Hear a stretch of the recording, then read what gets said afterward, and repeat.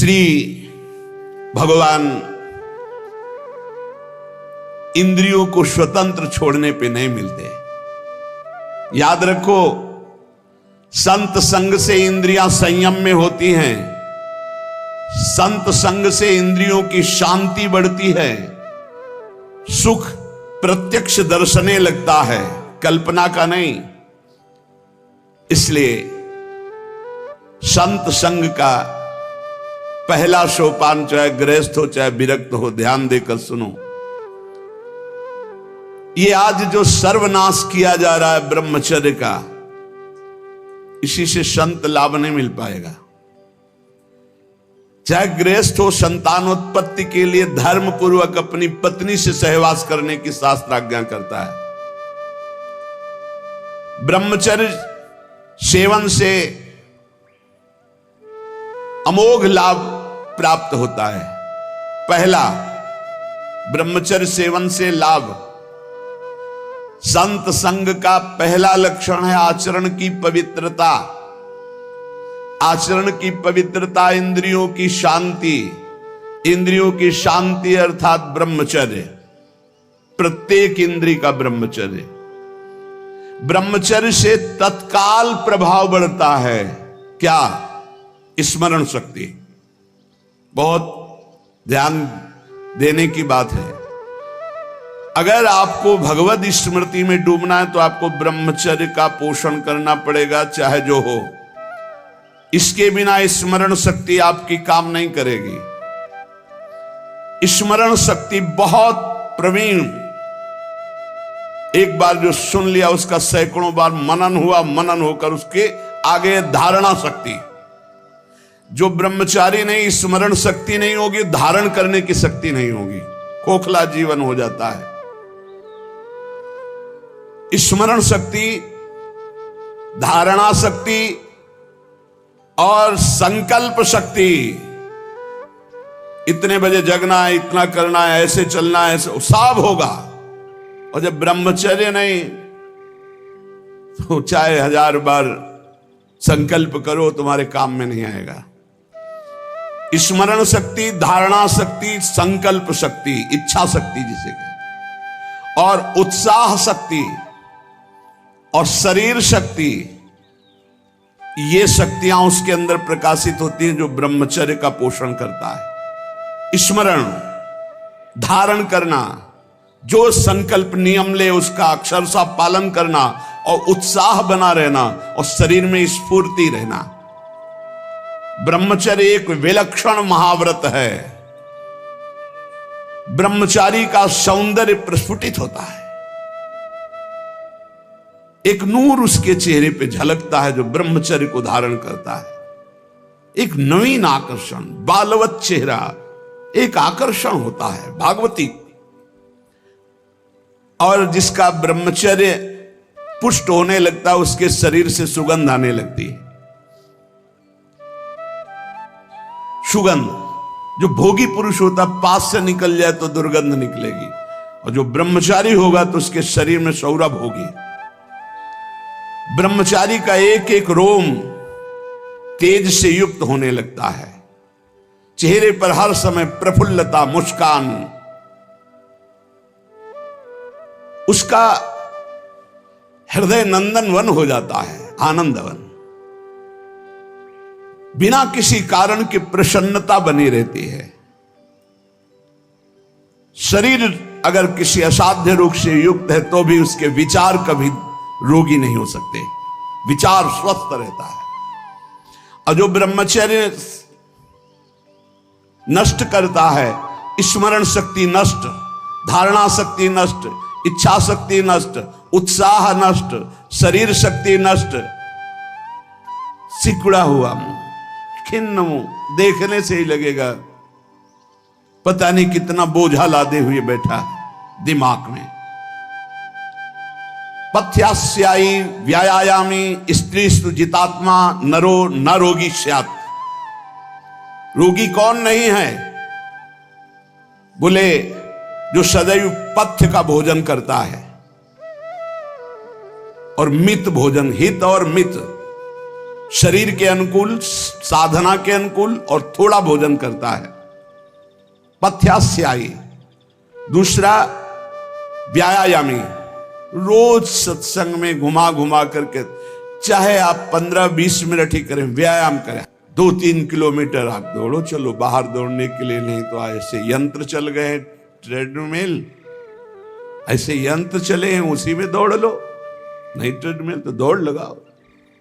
शरीर को एक बार पसीना पसीना करो, थोड़ी सी बैठक, थोड़ी सी थोड़ा व्यायाम करो। ये साधना के लिए, भगवत प्राप्ति के लिए कह रहे हैं, कोई कुश्ती लड़ने के लिए नहीं कह रहे। ये जरूरी है। पथ्यास्यायी, पथ्य का भोजन, मित भोजन करने वाला, और व्यायामी। और स्त्रीषु जितात्मा, स्त्री शरीर है तो पुरुष की तरफ नहीं, पुरुष शरीर तो स्त्री की तरफ नहीं। जितात्मा, आकर्षित ना होना। नरो न रोगी स्यात्, उसे रोगी नहीं कहते, भले वह साध्य रोग से ग्रसित हो। और अगर ये नहीं है तो वो रोगी ही है। आज नहीं तो कल पता चल जाएगा कि वो रोगी है। साधना करने वालों के लिए इंद्रियों को पावन करना, इंद्रियों को संयम में रखना बहुत आवश्यक है। मन के गुलाम, इंद्रियों के गुलाम, स्वेच्छाचारी भोगों की दुर्दशा में पड़ा हुआ मनुष्य है आज। असंयमी मनुष्य का मन और मस्तिष्क, ध्यान से सुन लीजिए, असंयमी जो अपनी इंद्रियों मन को मनमानी लगाए हुए है, उसका मन और मस्तिष्क और हृदय सड़ा देते हैं, जीवन को सड़ा देते हैं। मन और इंद्रियों को संयम में रखकर भगवत चरणारविंद से नहीं जोड़ोगे, सड़ा देंगे तुम्हें। तुम्हारे अंदर ही इतनी सोच गलत कर देंगे, जलोगे। जो ब्रह्मचर्यहीन है, मनमानी आचरण करता है, ध्यान से सुनो। पहला लक्षण अशांत, दूसरा कहीं मन न लगना, अस्थिर चित्त, तीसरा अस्वस्थ, चौथा मलिन स्वभाव, हीन स्वभाव। किसी भी कार्य को कह दो सबसे पहले ना, उत्साहहीन, हर कार्य के लिए बोझा मानना, ना कर देना, सदा के लिए भय का डेरा पड़ जाना अंदर। ये देखो शास्त्र है, ये महापुरुषों के द्वारा लिखा हुआ, जिन्होंने अनुभव किया सबके मनों में अपने मन को मिलाकर। इंद्रियों का जो असंयम है वो हर तरह से मनुष्य को नष्ट कर देता है। लोग अंदर का सुधार नहीं करते। जहां जहां असंयम है वहां वहां अशांति है, दुख है, बेविचार है, संयम विहीन जीवन, शुष्क उदासहीन पशुवत जीवन है। पूर्ण ब्रह्मचर्य तो देश का, समाज का, आत्मा का, सबका परम लाभ, अपना परम लाभ। चाहे गृहस्थ हो चाहे विरक्त, जरूरी है अपनी शक्ति को नष्ट करना, आवश्यकता के अनुसार धर्मयुक्त प्रयोग तो ठीक है। हम तो प्रणाम करते हैं उन गृहस्थों को जो गृहस्थ होते हुए ब्रह्मचर्य का नियम वृंदावन में लिए हुए और दूर दूर जगह देशों में रहते हैं और ब्रह्मचर्य का नियम लिए हुए। एक तो परिवार अमेरिका में है, आए हुए हैं कुछ समय से, भी हम वृंदावन में सत्संग में भी होंगे। सब सुविधा, अमेरिका जैसे देश में रहने सब सुविधाएं, और बड़े ही सरल सात्विक वृत्ति से, और हितधाम में कसम खाई थी ब्रह्मचर्य की कि हम दोनों मिलकर के कसम खाते हैं कि आज के बाद ब्रह्मचर्य रहेंगे। कैसा जीवन! अपने तो कितने ऐसे परिवार हैं, हम तो उनको प्रणाम करते हैं जो एक साथ पति पत्नी रहकर संयम पूर्वक जीवन व्यतीत कर रहे हैं। बलिहारी भगवान की असीम कृपा है, जिसके संग का डर बना रहता उसी संग में रहकर दोनों निकल गए। कितनी बड़ी अहेतु की कृपा! यह है आश्चर्य, यह है आश्चर्य। रात दिन एक साथ रह रहे हैं, फिर भी कसम खा के ब्रह्मचर्य रहे हैं। कितनी अपार कृपा श्री जी की! कैसा मन कर देती है श्री जी, नहीं तो बहुत कठिन है, बहुत कठिन है। वही जानते हैं जो इस मार्ग में चलते हैं। जो आचरणहीन है, जिसका भोजन ठीक नहीं है, अब लाख बार कहा जाता है सतोगुण भोजन करो, सात्विक भोजन करो। बाजार का ये अमुक चीज आनी चाहिए, कितने ऐसे बाजार की पैकिंग की चीजें निकलते हैं जिसमें कीड़ा रेंगते हुए चलते हैं। आप फिर पता नहीं कौन सी बुद्धि लोगों में फैल रही है कि घर का दाल रोटी बना करके नहीं खाएंगे, बाजार का आना, ऑनलाइन आना चाहिए। ऑनलाइन में हो जाओगे, हाँ ऑनलाइन में चले जाओगे, बहुत समझो सावधान खान पान, नहीं तो ऑनलाइन में बुद्धि घूमेगी। श्री जी में चित्त लगाने के लिए थोड़ा ऑनलाइन से हटो, थोड़ा सा अपने चित्त को सुधारो। हम कह रहे हैं जबान में अगर सात्विक भोजन केवल जाएगा तो भजन में बहुत रुचि होगी, संयम से रह पाओगे। ये बावरे नहीं थे पुराने संत महात्मा जन की जो सात्विक ब्रजवासियों का अन्न या भिक्षान्न या सात्विक, देखो 10 दिन केवल देखो, शुद्ध दाल रोटी पाओ, मूंग की दाल वाली रोटी पा लो, फिर आप देखो भजन करके, और 2 दिन जरा इधर उधर होटल का पाके देखो, फिर देखो कैसा है। कोई भी कहीं भी हो, सात्विक वृत्ति से अपने घर का भोजन करो, कम से कम दाल पानी से धो लिए हो। और वैसे तो शुद्ध क्या रह गया, इतने केमिकल गेहूं में डाले जाते हैं, वो सब आकर के शरीर के ब्लड प्रेशर को, हृदय को, कई तरह के रोग पैदा करें। अब किसको किसको समझावे। गाय के गोबर आदि से जो फसल होती थी, बहुत 8 मन या 10 मन होते थे। हम किसान के घर में पैदा हुए तो हमें पता है। अब 40 मन 50 मन होती है।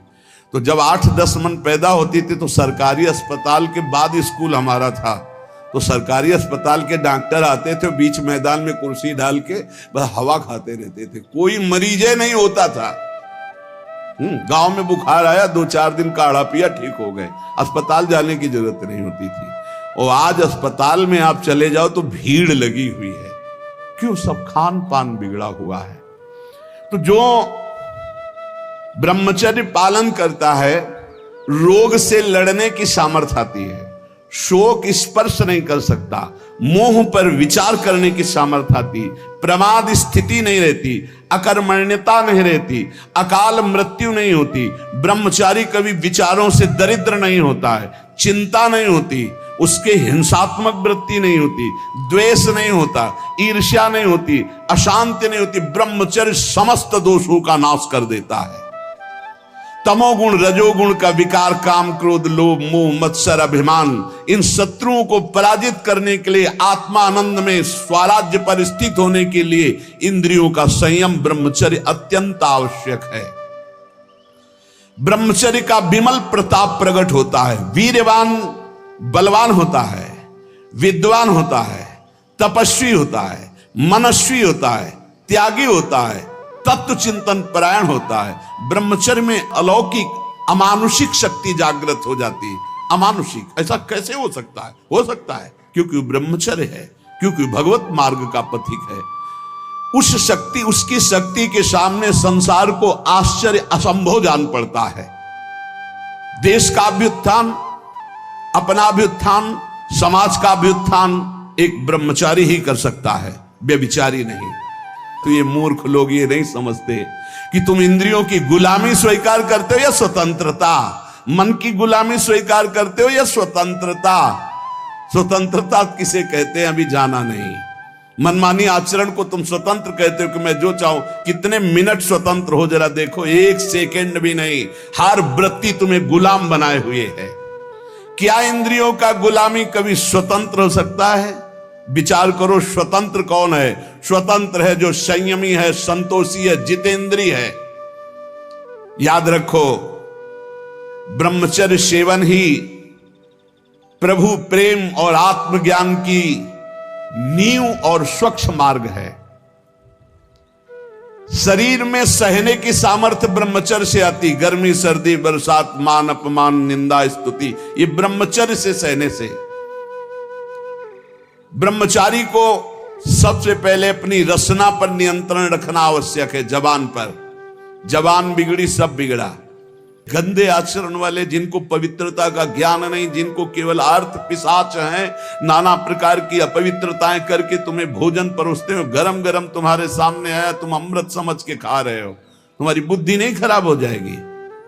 सबसे पहले सतमार्ग में चलने वाले को इस रसेंद्री को मारना होता है। रसेंद्री, ये जीत गए, सब जीत गए। और इस मार्ग में सबसे ज्यादा इसी को दुलार करने का अवसर मिलता है। जहां निमंत्रण होगा वहां चक्क होगा, बस को खाओ और चौपट करो अपनी साधना, अपने परमार्थ को चौपट कर दो। खाना ही मृत्यु है और खाना ही जीवन है। जो पवित्र भगवद अर्पित मित आहार करता है वो अपने जीवन को भागवतिक बना लेता। कितना खाओगे? याद रखो, परमार्थ में चलने के लिए रसेंद्री को बहुत शासन में जरूरत है, बहुत शासन की जरूरत है रसेंद्री। अगर रसेंद्री आपकी छूटी हुई है तो कोई भी इंद्री आपके कब्जे में आने वाली नहीं।